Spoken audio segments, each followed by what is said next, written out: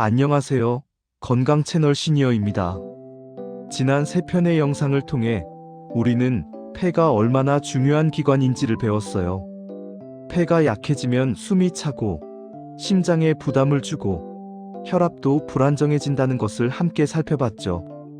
오늘 4번째 편에서는 폐의 약화가 우리의 수면에 어떤 영향을 미치는지를 살펴볼 거예요. 그리고 이것도 정말 많은 분들이 경험하고 있지만 깨닫지 못하고 있는 부분이에요. 혹시 이런 경험이 있으신가요? 밤에 자려고 누우면 자꾸만 깨는 경험. 혹은 밤 중간에 갑자기 깨면서 숨이 막혀 있는 느낌이 드는 경험 말이에요. 혹은 자기 전에 코골이가 심해진 경험을 하신 분도 계실 거예요. 많은 분들이 이런 증상을 겪으면서 나이가 들어서 그런 거겠지 하고 넘어가세요. 혹은 수면제를 먹으면 해결될 거라고 생각하기도 하죠. 하지만 오늘의 주인공인 72세 박미순 할머니가 깨달은 것처럼 그 원인은 다름 아닌 폐가 제대로 쉬지 못하고 있다는 신호일 수 있어요. 할머니는 5년간 밤에 자주 깨는 증상으로 고생하고 계셨어요. 여러 수면제도 먹어봤는데 별로 효과가 없었대요. 그런데 할머니가 깨달은 것은 수면제가 문제가 아니라 자는 동안의 호흡이 문제였다는 거였어요. 오늘 영상에서는 폐의 건강이 우리의 수면 질에 어떤 영향을 미치는지, 그리고 깊은 수면을 위해 우리가 해야 할 일이 무엇인지를 함께 살펴보겠습니다. 혹시 여러분도 밤에 자주 깨고 있으신가요?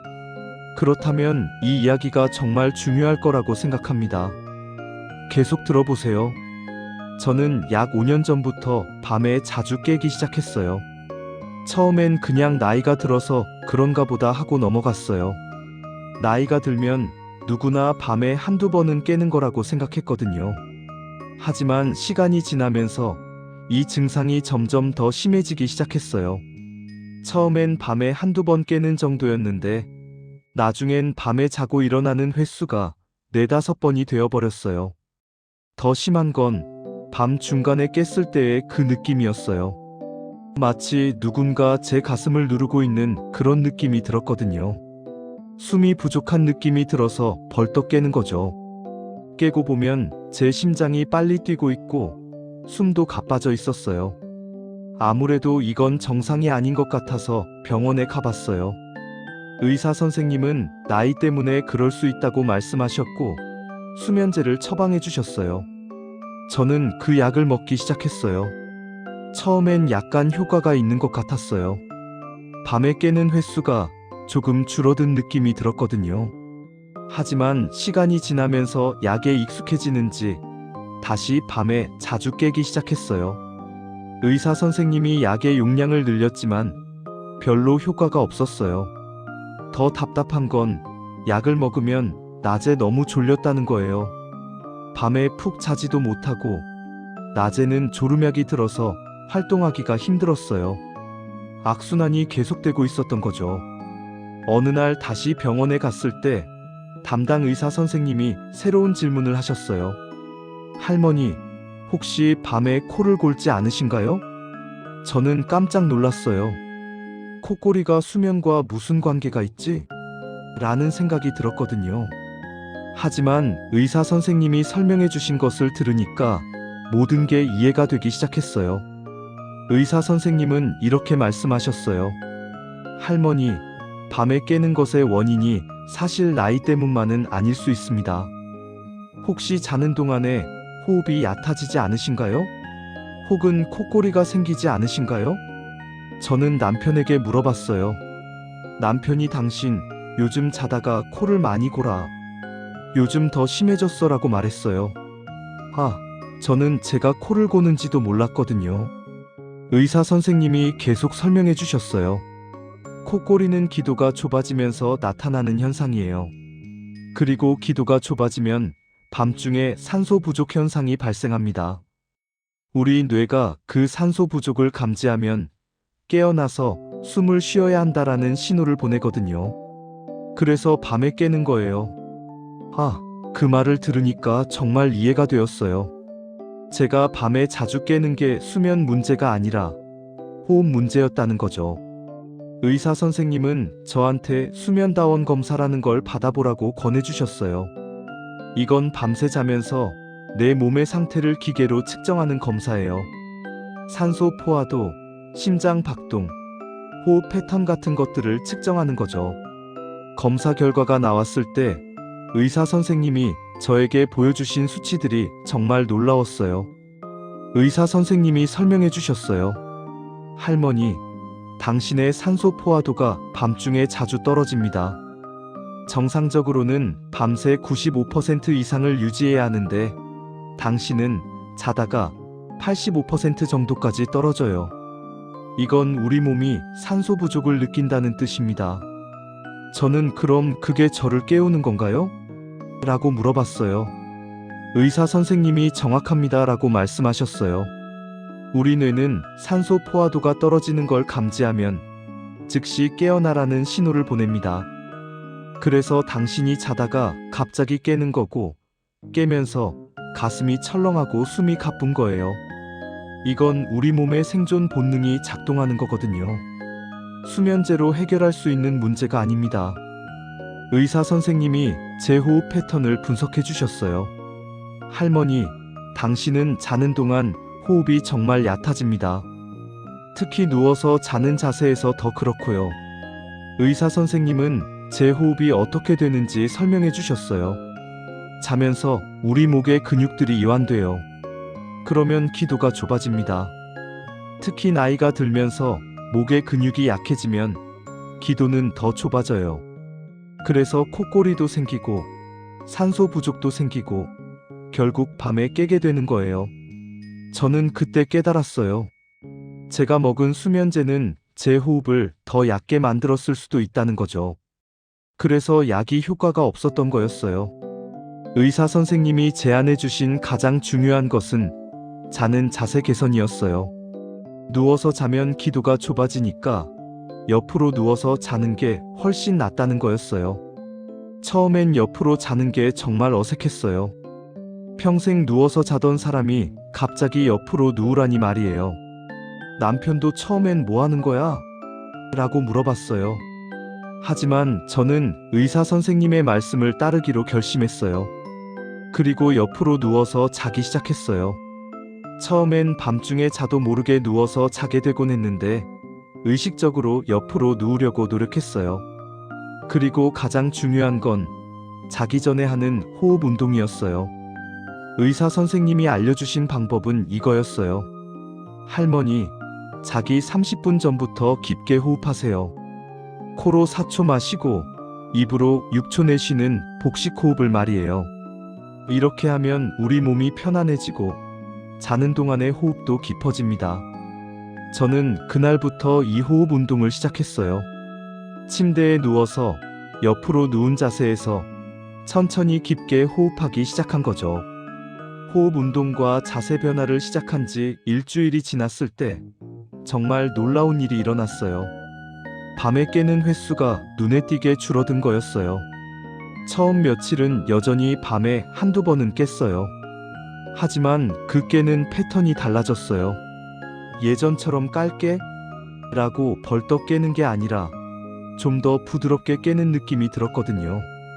마치 제 뇌가 잠깐 깨어났다가 다시 자면 되겠네 라고 생각하는 그런 느낌이었어요. 가장 좋은 변화는 깼을 때의 그 답답한 느낌이 없어졌다는 거였어요. 예전엔 깼을 때 숨이 부족한 느낌이 들었는데 이제는 그런 느낌이 거의 없었어요. 남편도 알아챘어요. 당신 요즘 자는 모습이 편해 보여. 그리고 코도 덜 골아라고 말해줬어요. 2주일이 지났을 때 저는 정말 큰 변화를 느꼈어요. 밤에 깨는 횟수가 정말 줄어든 거였어요. 처음엔 4-5번 깼는데 이제는 많아도 한두 번 정도만 깨게 되었어요. 그리고 1개월이 지났을 때는 거의 기적 같은 일이 일어났어요. 대부분의 밤에 밤새 깨지 않고 푹 자게 된 거였어요. 이게 얼마나 행복한지 아세요? 5년 동안 밤을 설쳐온 사람이 이제는 밤새 푹 자게 된 거니까요. 가장 중요한 변화는 낮 시간의 에너지였어요. 예전엔 밤을 잘 못 자서 낮에 자꾸만 졸렸는데 이제는 낮 시간에 정정하고 활기차게 보낼 수 있게 되었어요. 손주들도 그 변화를 알아봤어요. 할머니 요즘 왜 이렇게 잘 놀아줄 수 있어? 라고 물어봤거든요. 그건 제가 밤을 제대로 자게 되었기 때문이었어요. 1개월 후에 다시 의사 선생님을 만났어요. 의사 선생님이 저의 변화를 듣더니 정말 기뻐하셨어요. 할머니 정말 좋습니다. 이게 바로 근본적인 해결 방법입니다. 수면제는 증상을 숨길 뿐이지만 호흡 개선과 자세 변화는 근본 원인을 해결하는 거거든요. 의사 선생님이 또 말씀하셨어요. 지금 당신은 수면제를 먹지 않고 있죠? 이대로 계속하면 약도 줄일 수 있을 겁니다. 정말 기쁜 말씀이었어요. 저는 수면제를 먹지 않고도 잘 수 있다는 걸 증명한 거였거든요. 2개월이 지났을 때 새로운 자세로 자는 것과 자기 전 호흡 운동이 완전히 습관이 되어버렸어요. 이제 이것들을 하지 않으면 오히려 어색한 느낌이 들 정도였어요. 그리고 정말 놀라운 변화가 더 생겼어요. 제 코골이가 거의 없어진 거였어요. 남편도 당신 요즘 코를 안 골아. 정말 신기해라고 말했어요. 코골이가 없어진 이유를 의사 선생님께 여쭤봤을 때 의사 선생님이 설명해 주셨어요. 할머니, 옆으로 누우면 기도가 좀 더 열린 상태가 되거든요. 그리고 깊은 호흡을 계속하면 목 주변의 근육도 강해져요. 그래서 코골이가 줄어드는 거예요.